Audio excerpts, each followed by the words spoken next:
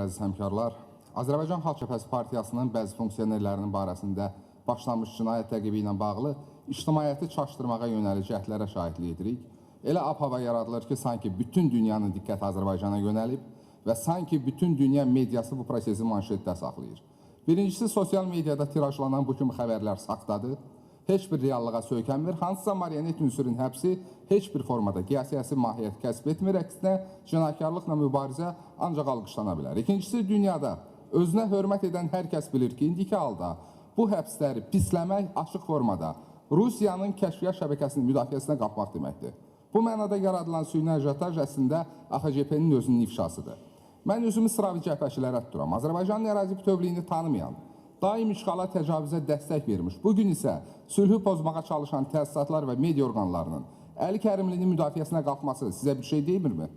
Sizdə bir sual yaratmırmı ki, bu dövlətə düşmən kəsilən dairələr Əli Kərimlini niyə müdafiə edir? Yaxud 30 il ərzində bizdən işğalla barışmağı tələb edən, indi isə bizi təcavüzkarlıqda günahlandıran bir media resursu, yaxud təsisat, Azərbaycan vətəndaşının rifahında, hüquqlarının müdafiəsində nə qədər maraqlı ola bilər? Eyni zamanda mən üzümü müsavaşçılara tutmaq istəyirəm. 25 ildir ən kritik məqamlarda xəyanət edib sizə divan tutan Əli Kərimov üçün 3 gündən bir divan toplayırsınız. Məqsədiniz nədir?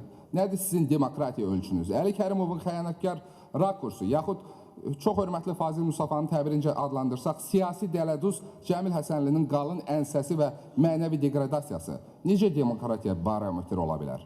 Çox təəccüblüdür ki, bunlarda bu düşüncə ilə Cumhuriyyət ənənələrinə iddia hansı özgüvəndən qaynaqlanır. Yeni siyasi partiyalar haqqında qanun siyasi sağlamlaşma üçün bir şans idi. Maraqlıdır ki, heç bir dəstəyi və bazisi olmayan bu natamam təfəkkürlü siyasi qruplaşmaları hansı parametrlərə əsasən təkrar qeydiyyata aldılar. Hesab edirəm ki, Azərbaycanın hüquq mühafizə orqanları partiyaların qeydiyyat prosedurunun sağlam əsaslarla aparılıb-aparılmadığını bir daha araşdırmalıdır. Hansısa konfigurasiya xətrinə siyasi sistemi bu cür kirləndirmək olmaz. O ki, qaldı süni ajotaja. Bugün bizim üçün həbsdə nə jurnalist yoxdur, nə siyasətçi.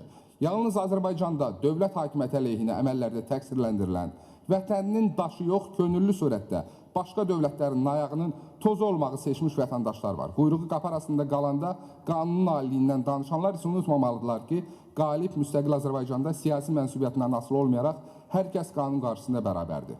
Son amnistiya təşəbbüsü də göstərir ki, Azərbaycan dövləti, Azərbaycan prezidenti vətəndaşına, o cümlədən yolunu azmış vətəndaşlara sahib çıxmağı bacarır və bu mənada kənar müdaxilələrə və cəhdlərə heç bir ehtiyac yoxdur.